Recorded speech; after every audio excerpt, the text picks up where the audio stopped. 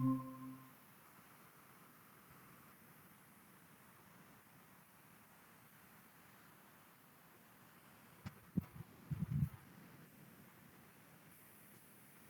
introduction and classification of fluid machines. So we can classify fluid machineries in terms of is it positive displacement or dynamics? Or kanang dynamics class man gitawag siya turbo machines. Or we can classify into machines for doing work on the fluid or machines for extracting work from the fluid.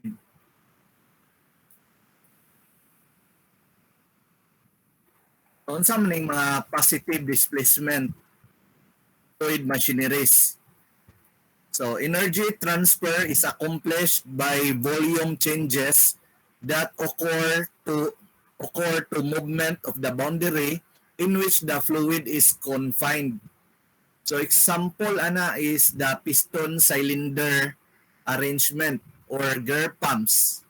So pwede gear pumps, pwede piston cylinder pump wherein ang volume of the fluid iyang gi-compress. So mo na gitawag og positive displacement fluid machineries.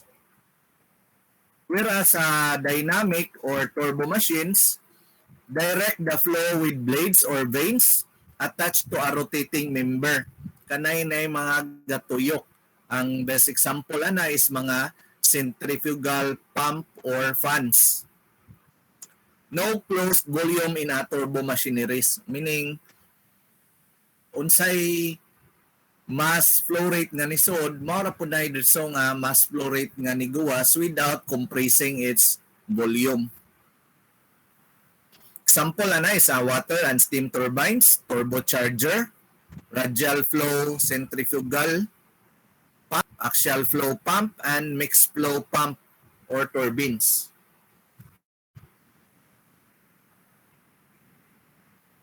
Then another classification is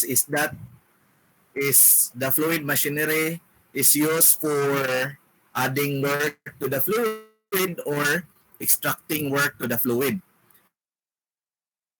So for machines for doing work on the fluid, meaning to say nga ang imong fluid at low energy gusto nimo increase ang iyang energy by elevating the fluid, ipa-increase nimo ang iyang elevation or adding pressure to the fluid or adding velocity to the fluid. Pareha nang naitabo sa mga car wash. So ang ilang gibuhat para mukusog ang velocity sa fluid, ilang gibutangan og external source which is the electricity and gi-convert siya og mechanical energy sa pump. And during that time, iyang gi-increase ang pressure, pero once na-release na ang water sa nozzle, ang pressure na-convert into velocity. And mao na ini-hit sa katong mga sakyanan nga gusto nato nga limpyuhan. So mao na ang iyang process na yung mga energy conversion. So machines that add energy to the fluid. Example ana, pump, fans, blowers, compressor, and ang pump gigamit na siya particularly for liquid, and kaning mga fans, blowers, and compressor gigamit na siya nga term para pag-add og energy sa mga gases. Also ang fans, blowers, and compressor pwede na nato i-categorize or kanus-an nato matawag na siya as fans, blowers, or compressor, or ma-distinguish na to based on the pressure ratio. So ang kinadat-an kayo pressure ratio ana class is ang compressor, ang mosodon ana is ang blower, and ang kinaubsan og pressure ratio is the fans or fans. So mao ni ang mga example of machines for doing work on the fluid. Different types of fans and blowers. So sa figure we have centrifugal pump, lobe or sanitary pump, self-priming centrifugal pump, o rotary gear. So kaning mga centrifugal na belong na siya sa dynamics or turbo machines, whereas kaning rotary gear na belong ni siya sa positive displacement. So multi-stage, napoy high pressure diaphragm, vertical pump, submersible. So daghan kayo mga klase sa pumps, fans, and blowers and magdepende na siya sa iyang application. So for example, aning submersible pump, so wala kayo ni siya, dili kayo strong ang iyang suction. That is why gibutang ni siya sa katong level gyud sa water or gisubmerge siya sa water. And ang iyang dominant niya is dako siya pressure sa discharge. So bisan paghabog ang elevation sa delivery site or sa discharge side of this pump, okay siya.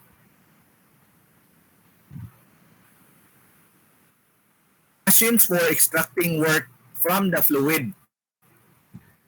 So machines that extract energy from a fluid in a form of work. So kasagaran ani class, we have natural source of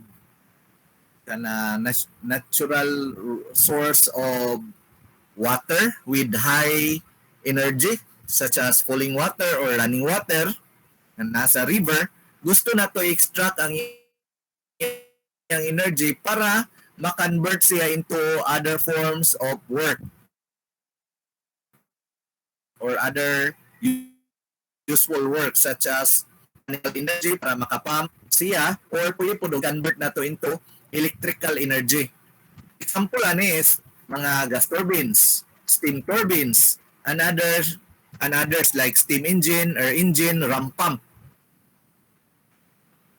So for hydraulic power, such as kanang magkuan ka class, compute ka o pila may fluid power, atong timan-an gyud ang iyang formula rho G Q H, where rho stands for the density of the fluid, G is the gravitational acceleration, Q is the volume flow rate, and H is the head.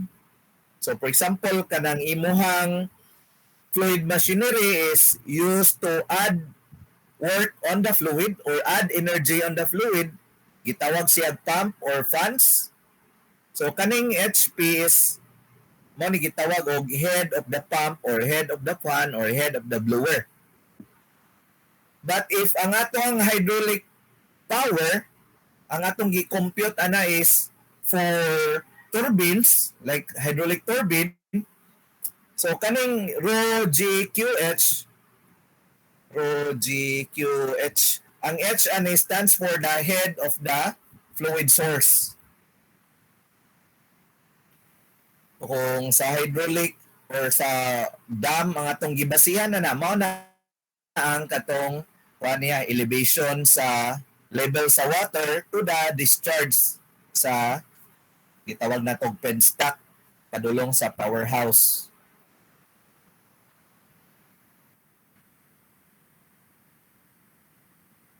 So for pump, kung saan nato pag-calculate ang iyang head of the pump, rin ang head of the pump, gi-express yun na siya energy nga gi-express in terms of unit length. So head of the pump, simply the sum of the head sa discharge minus the sum of the head sa suction. Kung sum nang ni comprise sa sum of the head sa discharge equal to the pressure head or P over rho G, velocity head, V squared over 2G plus the elevation head, Z. And similarly, mao gyapon na mga elements or components niya nga naa sa suction. Take note class nga kanang Z nimo kinahanglan gyud kaana og naa kay reference line. For example, ang imong reference line naa sa center of the pump. So above sa reference line, positive ang iyang value and below sa reference line is negative ang iyang value. So dapat na ninyo i-consider during computation. So gusto mo nga ang iyang value puro positive, use the reference line nga naa siya sa katong bottom of the water para dili ka ma-confuse.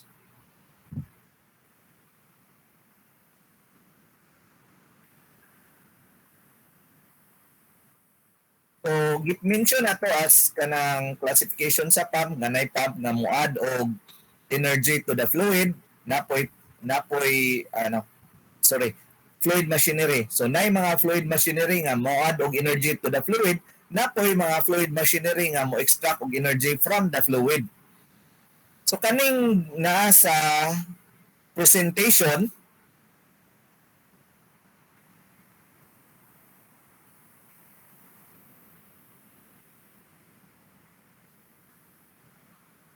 kaning nasa presentation, this is one of the renewable energy devices. Gitawag siya hydraulic ram pump or simply ram pump. Nabilong siya sa duha ka kategory. Ni-extract ni siya og energy from the fluid and at the same time, ni-add siya energy to the fluid. So, iyang gi-combine. That is why kani siya nga device, ma-consider na to renewable energy, kaya ang iyang main purpose yun is to add energy to the fluid. Mo na ang iyang net output para ma-increase diyang elevation sa fluid. Pero wala siya naggamit og electricity or external source. Ang iyang gigamit ra og or iya lang gi-utilize nga energy is the energy coming from the kaning waterfalls. For example, ang imong source sa fluid is, ang elevation niya is 1 meter with respect to the datum, wherein our datum is nasa pump center line, diri dapita.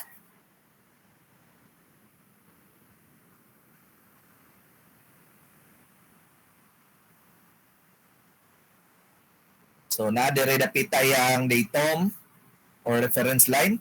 Then ang iyang elevation dere or gitawag nato og fall is say 1 meter.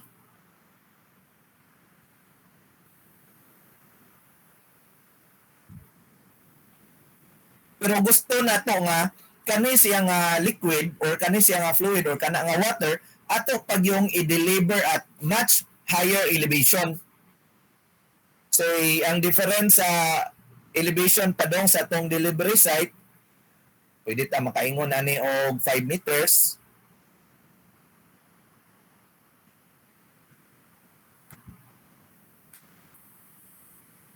So ang total nga height dire, so wala ni siya gi kuan class no, scale, drawn to scale based sa atong leveling kay. So this is total of 6 meters coming from the pump center line, meaning to say nga kani ding water dire sa source ato di siyang isaka at much higher elevation. Pero if ang condition kana siya nga lugar na siya sa remote area wherein wala siya maabot sa grid, pasabot nga wala tay source of electricity. Mo nang ang isa ra gid kapagi nato or other way ana is pwede magamit ang pump nga driven by internal combustion engine. So daghan ang mga type sa pump plus no nga kanang kuan na siya mobile or standalone nga gidriven sa internal combustion engine like diesel engine or gasoline engine para sa irrigation.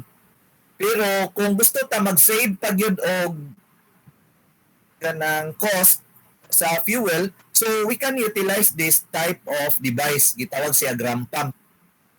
So without this device or without external energy, dili gyud pwede nga ang water nga naa dire musaka at much higher elevation. So kinahanglan gyud tag external agency.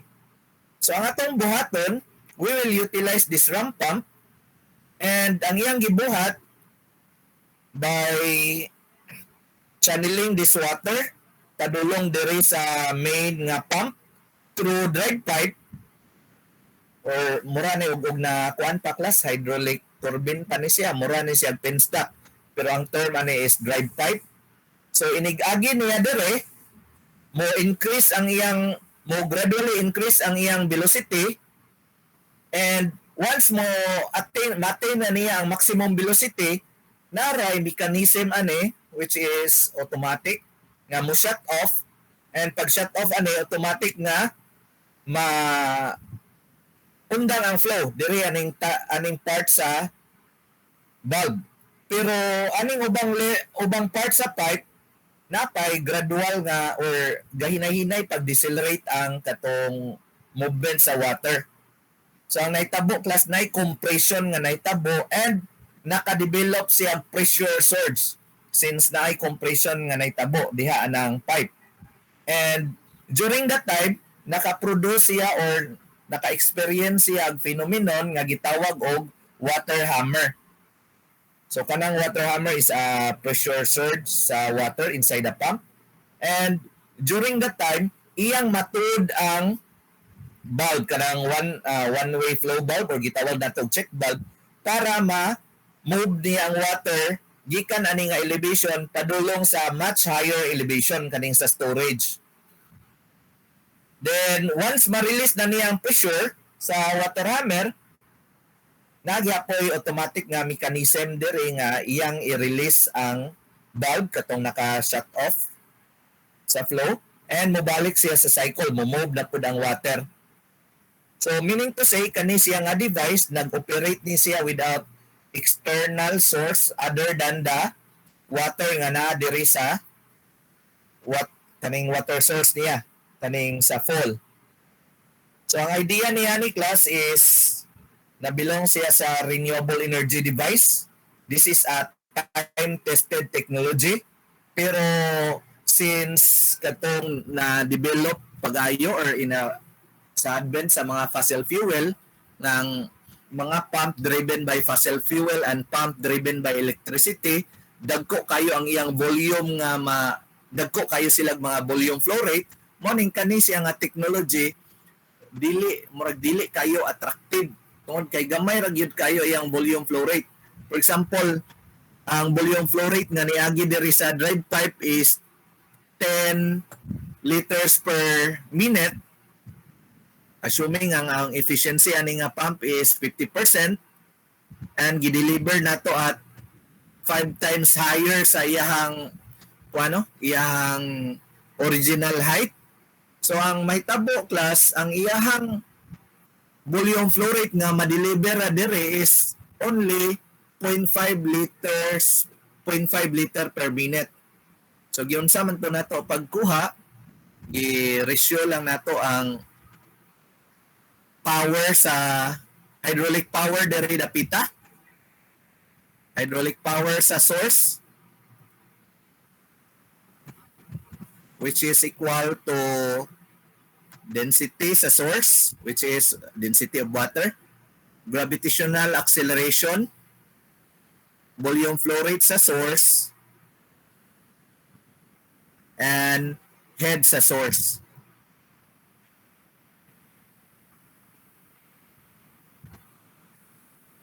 Then sa power sa discharge, which is pareha ra gyapon ang iyang formula, rho GQH, density sa discharge which is also equal to density sa water, gravitational acceleration, since dili kayo dako ang ilahang difference in elevation, so wala kayo mo vary ang gravity, gravitational acceleration, then Q sa discharge or volume flow rate sa discharge times head sa discharge. So assuming nga 100% efficient ni siya nga pump, ang relation ana class, the fluid power sa source must be equal to the fluid power sa discharge.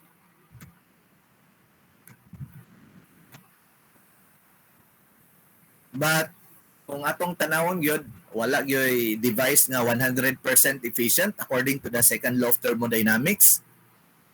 So kani siya natay gitawag og efficiency. Efficiency of the pump. So ang iyang relation, bali day, this is the discharge. Sorry class, this is the discharge. Kani diri mao ni ang suction.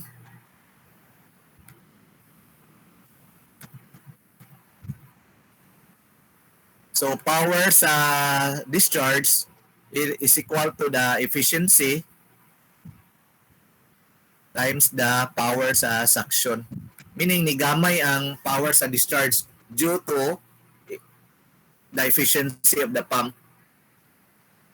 So, assuming 100% efficiency or efficient ang atong pump, ang relation running class is volume flow rate sa suction times the height sa suction or head sa suction equal to the volume flow rate sa discharge times the head of the discharge. So pasabot ana kung patasaan mo ang elevation sa discharge, mugamay gyud ang iyang volume flow rate. Plus gi-incorporate pa nato ang efficiency of the pump, which is based on the study or based on mga research, wala pa'y hydraulic pump nga ang iyang efficiency nilabaw og 50%. So iyang efficiency is somewhere 40 to 50% or na gani below 40%. That is why ang iyang volume flow rate yun gamay ra kayo. Mo na rason nga bisan pag this device is a time-tested technology, over 100 years na ni siya nga na-develop, pero wala siya mo gana pagayo or wala siya ma-commercialize pagayo due to its low volume flow rate. Pero karon tay mga concern nata sa environment, nagkamahal na ang mga fossil fuel, naghinay-hinay na pud ni siya develop. So ginay-hinay na pud na siya revive.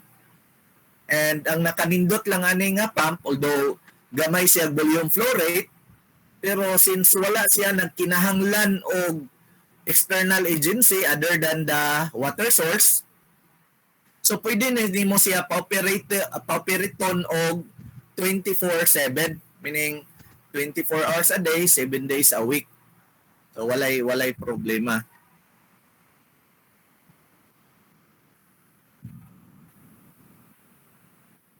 So isa ka example po sa fluid machinery is kaning The Boy Who Harnessed the Wind. This is a memoir of the same title by William Kambabwick. Actually, movie ni siya, I think na introduce na ninako during thermodynamics if kung may nakandol sa inyong thermodynamics. And kani siya nga movie gi-release ni siya sa I think Netflix last 2019 and until now up gyapon ang movie. So ang kuan lang gyud ani ang setting ani, ang boy na siya sa somewhere in Africa wherein kuan kanang natunong ang time ani nga setting ating dry or drought, and since drought na famine nga naitabo, and ang bata gusto lang yun niya isolve ang problema sa iyang community by providing irrigation kay para ma-providean og water system ang ilahang farmland. So simple ra kayo yang gibuhat, ga-design siya og windmill to harness the energy coming from the wind, and ang energy coming from the wind gi-convert niya into mechanical energy by the use of windmill, and ang mechanical energy iyang i-convert into electrical energy by the use of dynamo, and ang electrical energy iyan na pong i-convert into mechanical energy by the use of the pump, and eventually nahimo siyang fluid energy para masak niyang water coming from the depth well para ma-irrigate or maka-provide og irrigation sa ilahang mga plants. So kani siya nga boy, ang edad niya during that time is, I don't know if unsayo iyang edad no, but I think less than 15 years old, and nabilong pa siya sa elementary. So imagine nakahuna-huna ni siya bataa og kanang solve sa problem sa iyang community by applying energy conversion without the knowledge of engineering. So nahimo niya. Parihara po na sa mga project study na to nga kanang atong gamon nga project study galabi na og mga machines capable po ng uban nga mga estudyante bisag wa ga study og engineering, capable po na sila nga mogama og ingana nga mga project. example sa project sa mechanical engineering kanang natay pang press o kanang gamunon og banig dito sa Maribohok, Bohol. So naay community dito nga gitawag og pagsaka. Nabay taga Maribohok dire. So naay grupo dito nga gitawag og pagsaka. Unsay term atong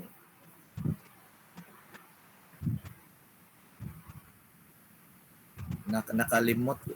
Pagsaka meaning pagnituan sa San Isidro ka Iskandabid. So mo tan-aw man ang gikan mo aning Tagbilaran padong mo sa Maribohok, makakita mo taas kayo nga bukid ana luyo sa ilang merkado. So kana diha nga lugar mo na ipagnituan og Kandabid, mga highest part sa Maribohok. So nay grupo diha, nay community nga ang ilang gibuhat is mag-wave silag banig using tanang tanom nga gitawag nilag baliw. Ang problema lang nila is time consuming ang process kay ila pang bunal-bunalan tong kanang baliw, which is mura siya buli og porma, murag lokay og porma para dali siya i-wave. So isa ka solution sa mga estudyante sa mechanical engineering is ilang ipaspas ang process sa katong pagpahumok atong banig or atong baliw. That is why naay pressure machine. Pero kung atong analyson class, ang mechanical engineering pwede makagamag pressure machine, pwede po itong mga mechanical technology student, walay engineering background, pwede sila makagama og pressure machine. Unsa may difference sa mechanical engineering student ug sa uban nga estudyante nga walay engineering background? So isa lang ang difference nila. Ang mechanical engineering student, pwede siya nga makakalculate sa unsay mga sizes, ma-optimize niyang sizes through calculation. Pwede po niya ma-optimize ug unsa may mga driver nga iyang gamiton, unsa may size sa motor. Whereas kung ari ka sa mechanical technology, same ang imong target nga makagama ato nga device, pero ang pag-select sa mga motor, pag-select sa mga sizes of shafting, pwede rag bana-bana. So kung nagama kag mga machines, part sa imuhang part sa imong project is nag-fabricate kag machine without computation, ang pasabot na class nga wala lay kalainan ang imong study with katong mga estudyante nga walay engineering background.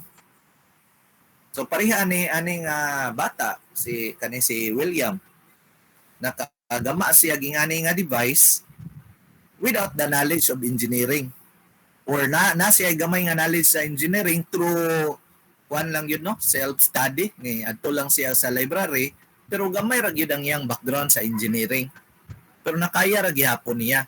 Pero ang problema lang sa iyang device nga gigama is ang iyang device is inefficient tungod kay daghan og process ang iyang giagian. That is why if you have engineering background, dapat nakahibaw na ka nga every time ni undergo og process ang imuhang ni undergo og process, mas daghan og process ang imong system nga gibuhat, pasabot ana nga mas dili siya efficient. So mas maayo i-cut off nimo ang process kung makuha ra na siya og isa or less nga mga processes. For example, kaniyang windmill, pwede ra na siya nga i-directly drive sa pump para makasupply ra gyud siya mechanical energy to the pump. So na-reduce na to ang process into much lesser nga processes, or na-reduce na to ang system to less processes. And mo convert na into efficiency or high efficiency.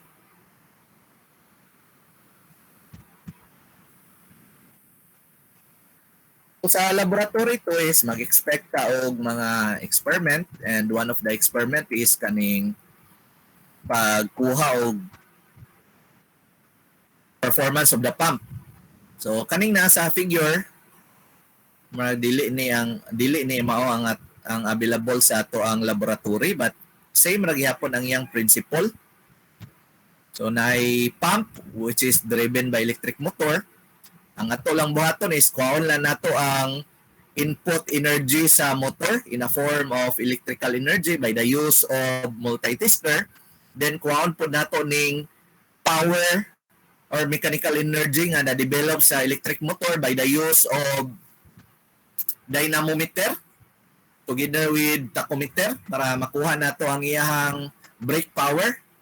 Unsa ganito yung formula sa brake power?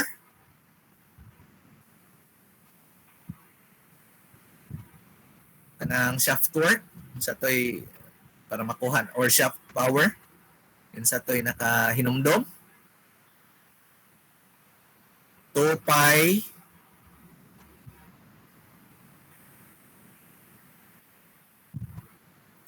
sa toy formula class. Nakahinumdom pa baka Mr. Lanaria sa formula sa kanang shaft torque or shaft power?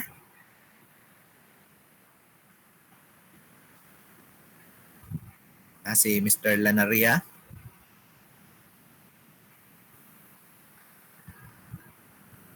Sorry sir, nakalimot ako.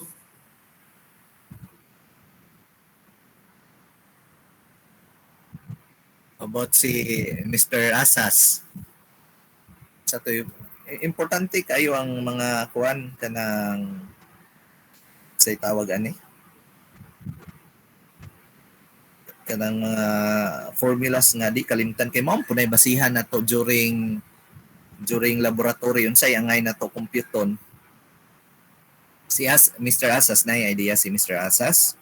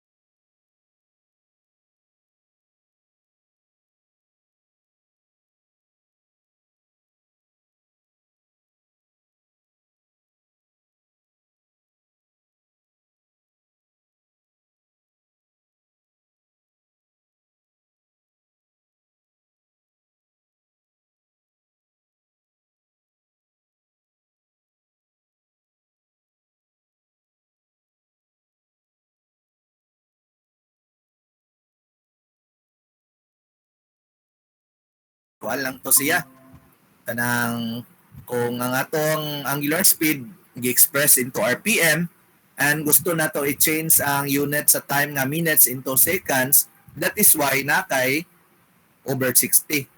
So basically ang iyarag yung formula is T times angular speed, or usually ang angular speed gi-express man gyud siya in terms of revolution, labi nagmagamit kag tachometer rin revolution ang iyang gihap or ang ma-display. So that is why ang common yun nga formula is 2 pi Tn. So if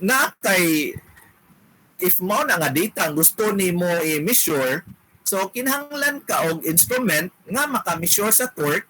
That is why na kay dynamometer Or kung walay available nga dynamometer, pwede ta nga magama. Daghan kayong klase marag na-discuss ni nato during Mechanical Engineering Laboratory 1 nga pwede og katong rope, pwede belt, pwede og kanang braking system nga maggamit og kanang digital na bitaw class katong load cell. So pwede siya. Then to solve for RPM, pwede nimong videohan, i-manually count, pero hassle siya. That is why pwede ka mogamit og mga available nga tachometer. And sa ato pong laboratory natay tachometer nga digital. And pwede ra pud magama tag atong kaugalingon nga tachometer together with katong braking system or set of dynamometer using Arduino. So daghan kayo paagi as long as makaibaw ka sa iyang basic principle isaon. And ang importante is ang calibration. Then there is outside or exit sa pump to solve for the fluid power or para ang makakuha tag mga parameters or makaibaw ta unsa may mga parameters nga kinahanglan i-measure para ma-determine nato ang performance or efficiency sa pump. Kinahanglan ta kahibaw unsa may mga parameters nga kinahanglan nato kuhaon, unsa man nga mga data nga kinahanglan nato kuhaon. So we all know nga ang output sa pump is or ang purpose sa pump is to add energy to the fluid. So unsa man nga energy? Gitawag na nato og fluid energy. Unsa may formula? Rho GQH. So unsa man ang rho density? So if kinahanglan ta og kanang hygrometer para ma-solve na tong density or ma-determine na tong density, mas maayo. Pero since water man na siya and ma-consider na to ang water as a universal liquid, so meaning to say nga ang iyang data is readily available na sa internet, na may mga tables nga nakaplata na, and at this condition or at room condition, we all know nga diba, or we all know nga ang iyang density is somewhere or near to 1,000 kilograms per cubic meter or 62.4 pound mass per cubic foot or 1 liter per 1 kilogram per liter. So common na kayo, common knowledge na ng density sa water. Manang dili na kinahanglan, kuanon class no? Dili na kinahanglan i-measure gawas og kuan gyud kanang ang condition sa room extreme, taas kayong temperature, bugnaw kayo ang temperature. Ana pa siguro nga time kinahanglan gyud nato ma-check og pilay density ana nga water. And next is the gravitational acceleration. Again, at sea level na natay data sa gravitational acceleration near to 9.81 meters per second squared or 32.174 feet per second squared. So common na siyang knowledge. Unsa na lang itong kinahanglan i-measure? Rho GQH. Q is the volume flow rate. So magkinahanglan ta og kanang say flow meter, and ang atong equipment is equipped with flow meter. So automatic na ma-determine ang volume flow rate niya as well as mass flow rate. Then second is the head. So unsa man ang head? Kato na siyang sum sa elevation, pressure head o velocity head.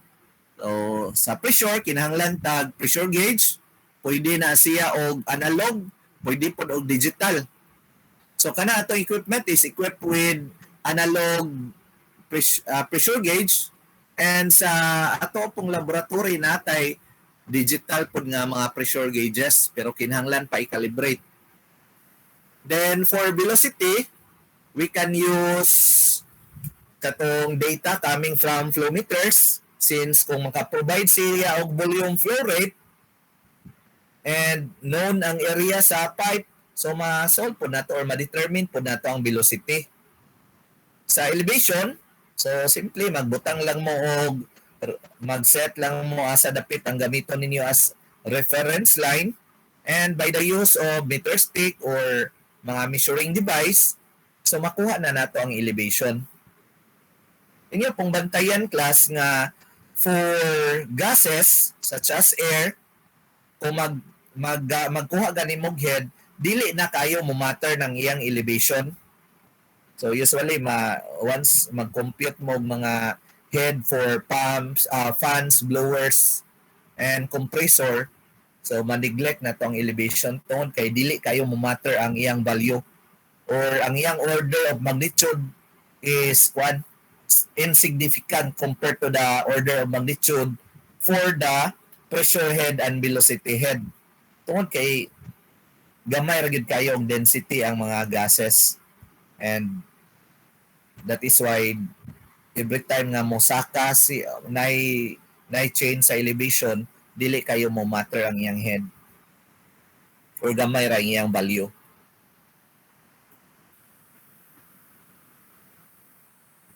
Unsa may atong target during experiment? So ang atong goal is i-determine atong performance sa pump. Atong tanawon unsa may ang reaction, unsa may ang performance for different loading condition. Kay for example, mo palit kag pump nga 1 horsepower, pwede man na gamito na nimo ng pump at ipa-deliver nimo ang iyang water at 1 meter. So ang mahitabo na kusog ang iyang velocity, pero ang iyang head nga na or elevation head nga nasaka siya is 1 meter. Pwede po na gamito nimo nga para pag-deliver sa water at 2 meters or 3 meters or 4 meters. So lahi-lahi ang iyang condition or lahi-lahi ang iyang performance, lahi-lahi ang efficiency nga mo reflect. That is why kinahanglan ta makakuha og mga curves, gitawag siya performance curve, similar to ani nga na reflect ani nga graph. Example kaning nasa left side, makuha nato ang iyang relation, no? Unsay relation niya sa pila iyang volume flow rate for different head, delivery head. So matanaw nito sa curve nga once gani nagkasaka ang iyang head, so kuan gyud kanang ma-analyze na nato daan through the formula nga once gani magkasaka ang iyang head, automatic yun magkahinay ang iyang volume flow rate. Di ba? Taas ang iyang head dire sa figure, gamay ang volume flow rate dire dapita. Pero once gani nagkagamay ang iyang head, nagkadako ang iyang volume flow rate. This is true to all pumps. Pero ato lang tanawon unsa ka pila may kuan radius of curvature para makahibaw ta asa dapita ni peak ang iyang value o asa dapita efficient siya. So mani gitawag og performance curve. So daghan kayo paagi unsaon pag-present ang performance curve. And ang kinanindutan nga paagi or unsa may common nga way in presentation of performance curve, ang iyong kuanon lang is mo tan-aw lang mo mga katalog bitaw sa mga fluid machinery or katalog sa pump para makahibaw mo nga nga nion day pag-present sa performance curve. So pump experiment. So pwede og katong gi-mention ganina, pero kani nga time during kani nga kuan mangod kani nga presentation gigama ni naho during katong kuan pagyud class, wa pay chance nga maka-conduct tag face-to-face class. So may hatag ko nilag mga option nga pwede ra magama tag mga DIY na kanang setup. Anyway, ang iyahang volume flow rate o iyang capacity gamay ra, pero ang iyang process pag-determine sa mga parameters pareha ra iyang procedure. So nag-suggest ko magamag mga DIY. Pero karon ang atong target is maka-perform yung tag-actual nga pump or actual nga mga devices para makahibaw po taon sa mga components nga gipanggamit, unsay mga fittings, mga standard fittings, unsay mga standard nga mga gauges. So although kani atong subject is laboratory, pero dili ta go away with kanang gitawag nila og mga computer aided engineering by the use of simulation. para ma-compare na tong result sa experimental as well as sa simulation. So nanay mga readily available nga software like Fluid Mechatronics or kani siya is coming from Turbine Technologies, one of supplier of mga engineering equipment. Pero ang kani siya nga simulator mura og naka-package ni sila sa ilahang mga equipment. So sa atong equipment dili ni siya pwede magamit. Although we can make our own simulator katong by the use of LabVIEW. And isa po ka topics sa ato ang laboratory 2 is heat transfer equipment. So since ang available sa atong laboratory is steam power cycle or Rankine cycle, so unsa may mga heat transfer equipment sa Rankine cycle. So basing on the TS diagram and schematic diagram, so mga heat transfer equipment nga nasa Rankine cycle is first, kanang sa process 2-3, we have the boiler or generally or technically known as steam generator.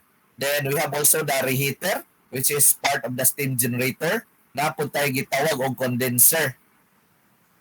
So kana lang siguro nga mga device atong tanawon og pila may heat transfer nga ni-allow na siya nga equipment, pila may energy nga gi-allow niya transfer ana nga equipment during sa process of condensation and during the process of boiling.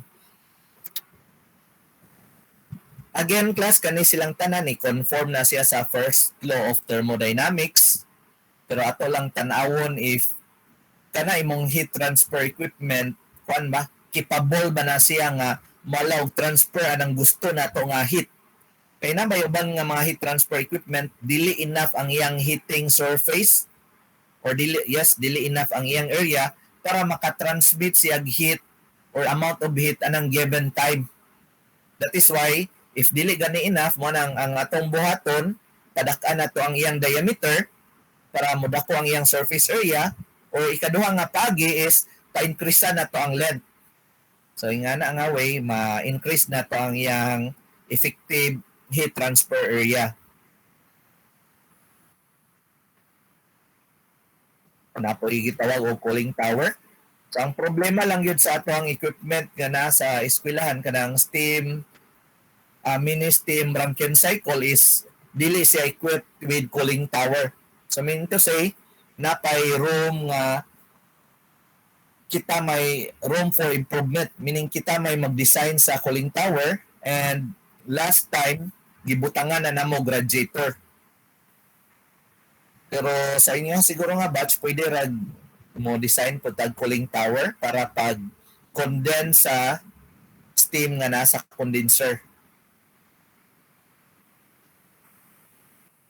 So na sample problem dere with solution.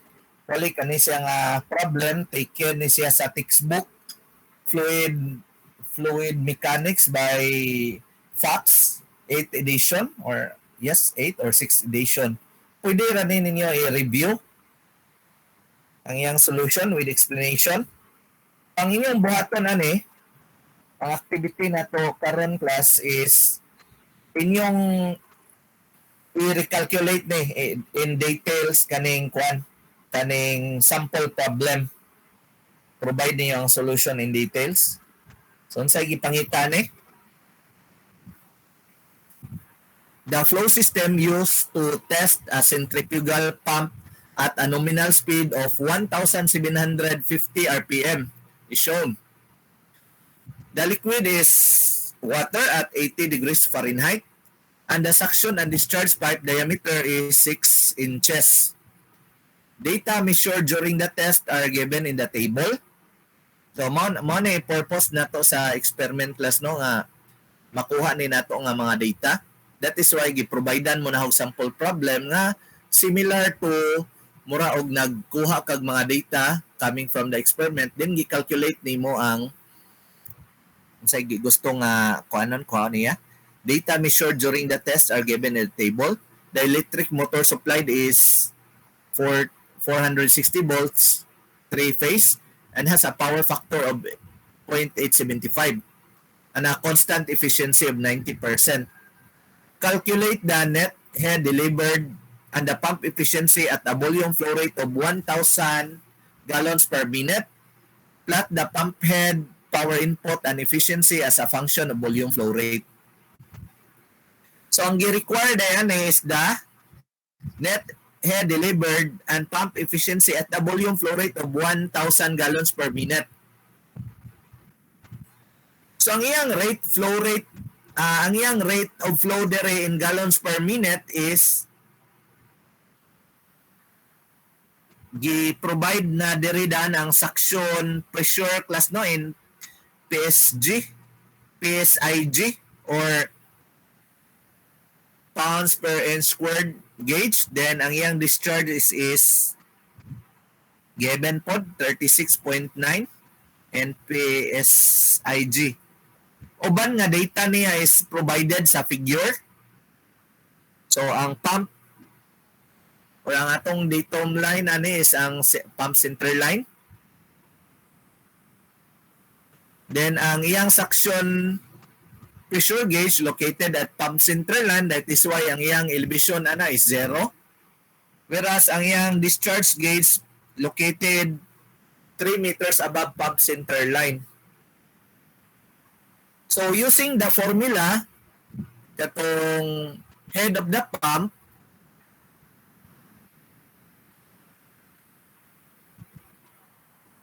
katong gi-provide ganina class kani.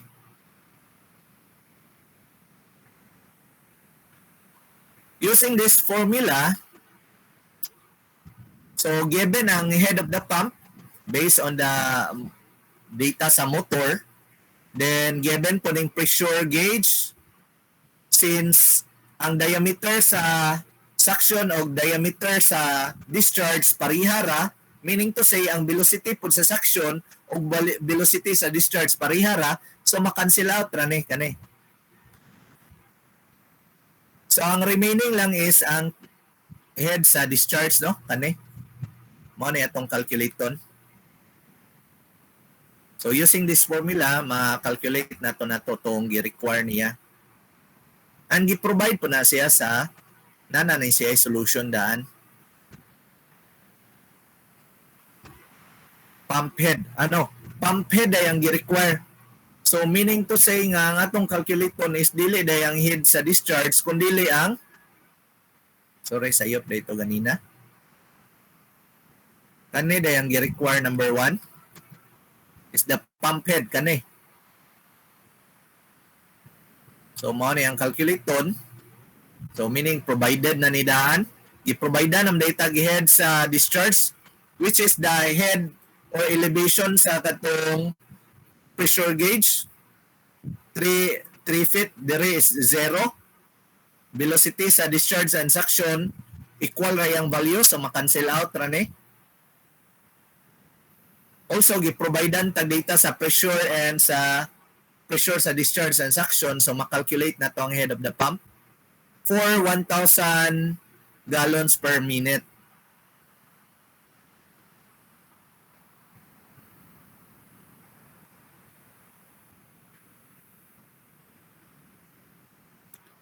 So ang challenge lang ani class is ang pag-plot lang sa efficiency as a function of volume flow rate. So unsa toy formula sa efficiency?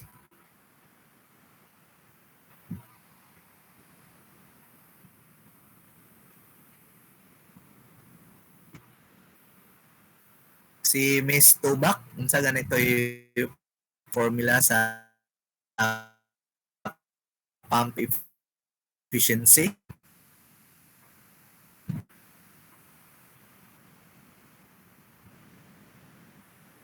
Sorry, sir. Sa may nakimdom sa pump efficiency?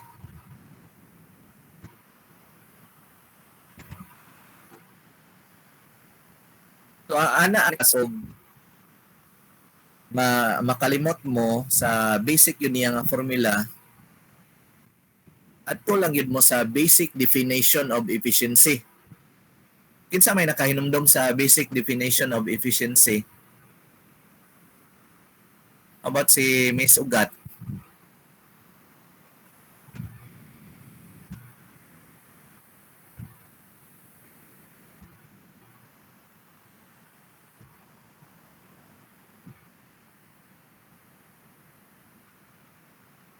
More output power, sir, over input.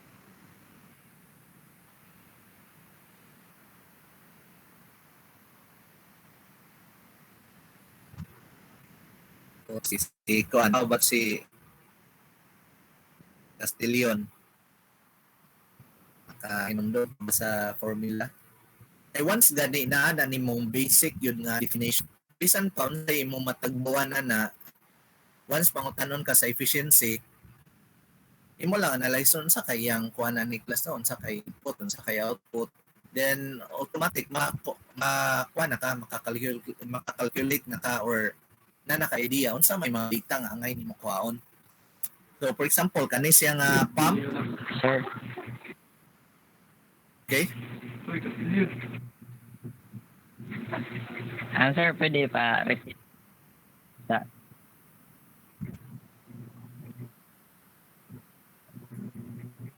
Kanang formulas. Formula sa Pachinsit. Oo.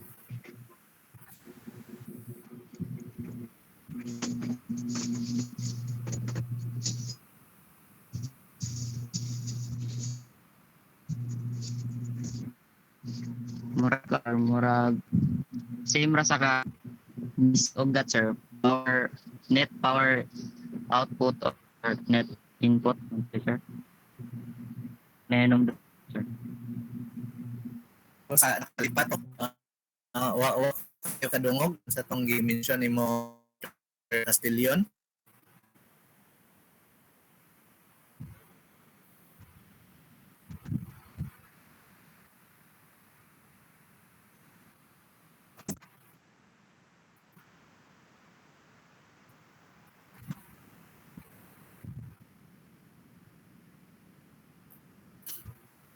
Basta Mr. Castillon. Inga ni ang one class, no? Mo ni ang atong ni nga setup. Ako lang ning i-treat as a system, di ba? Inga niyo ang pagi basta. Mo ni atong system. Kani dire. Then ang nagtabuan ni ang pump na to, since siya sa electric motor, so this is motor pump system. So unsa may nisod nga energy dire? Ang nisod nga energy dire is energy coming from electricity or electric energy. Then natay output nga another out there is energy sa fluid.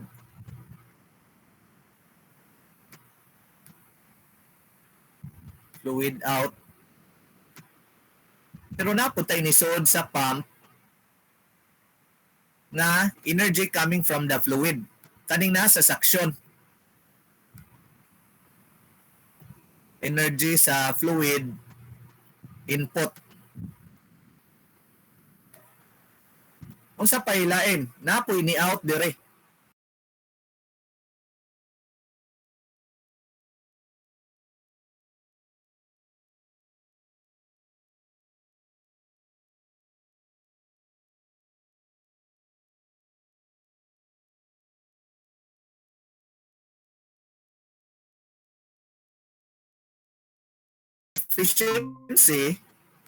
Efficiency is equal to the desired output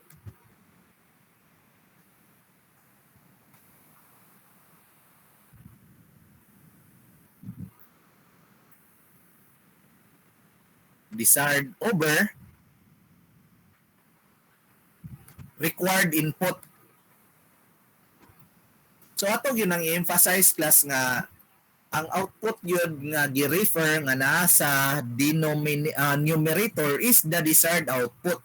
Kay kung tan-awon nato ang atong system, nay daghan nga output. First is kanang output sa fluid energy.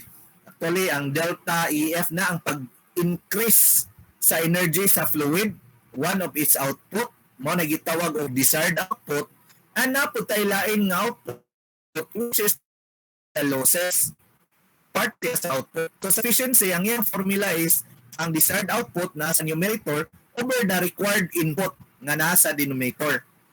So ani nga case, ang atong required input is the energy coming from the electricity, which is mo na siya ay energy nga mo paran sa atong system, mo na mo input sa atong electric motor.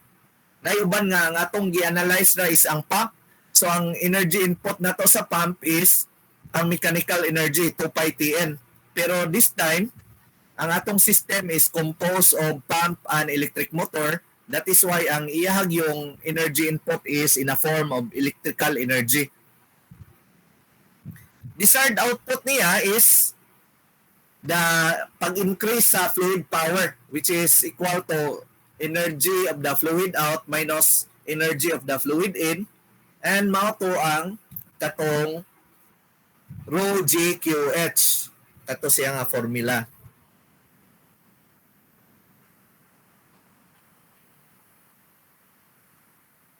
So since ang gibutang diri plant the pump head, power input, and efficiency as a function of volume flow rate, meaning to say nga calculate ni mo ang pump head for different conditions kani siya class. Lahi-lahi nga conditions, pila ni ka condition? 1, 2, 3, 4, 5, 6, 7, 8. So 8 ka conditions. Then calculate na pod nimo ang power input for the different 8 conditions as well as the efficiency for different conditions. Mo nang maka-form ka og dili ra kay point kundi maka-form kag curve. So kato nga curve mo gitawag natong performance curve, and para dali kayo ang pag-plot ana niya, dili ka magbalik-balik o calculate, mag-utilize na lang siguro tag software like MS Excel, and at the same time siya na po mo plot sa ato ang curve. So mo ninyong buhaton, provided naman yun ang solution ana, para mo ni akong activity number 1 ninyo, provided ng solution para guided yun mo. So, wala na gyud ingog dagang pangutana, guided mo sa process. Ang buhaton lang ninyo is inyo lang recalculate and project ninyo ning mga curve nga naa dire by using software such as MS Excel. Pero ganahan yun mo nga magmanumano, pwede pong manumanohon ninyo, pero marag dili kayo practical karon time nga magmanumano ta if available na ang mga tools like MS Excel. So mao lang siguro natong buhaton as our activity number 1. May pangutana coming from the group.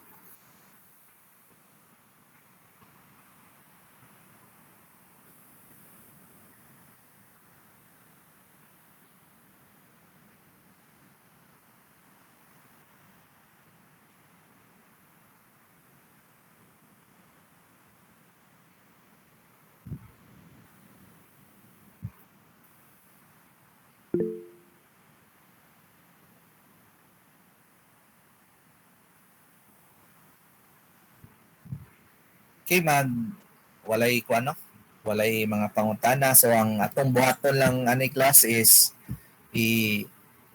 kuanin ako ni nga presentation akong i-upload sa inyohang Google Classroom. The same time maghatag og assignment katong akong gi-mention karon para ma-official ang atong paghatag og assignment. So atong assignment is activity number 1. Kato ra yung recalculate and represent ninyo tong sample problem na nasa atong presentation. Okay, thank you for joining the meeting.